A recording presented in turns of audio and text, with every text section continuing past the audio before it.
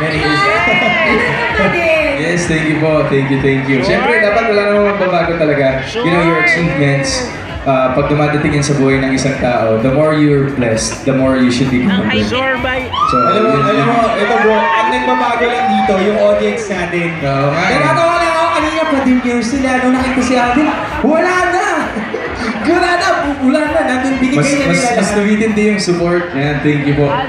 Alright, well, you know what guys, hindi nyo alam, ito si Alden, meron din niyang pusong socialpreneur. Kasi na 23rd Yes. birthday niya, he actually visited Habitat for Humanity. Yeah. Right? Tell us more about that, bro.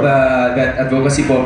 Kasi I see to it na every birthday celebration that I have, that I'm having every year, sana with a purpose. Yun din yung sana gusto ko i-share sa lahat na let's make it to a point na on our special day, let's do a cause na it's for the soul eh.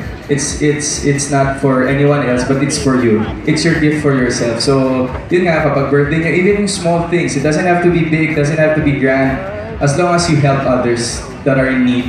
Sarap sa feeling na. So, yun po yung may impart ko. Pag I see to it every day every day and every birthday ko may purpose, may cause.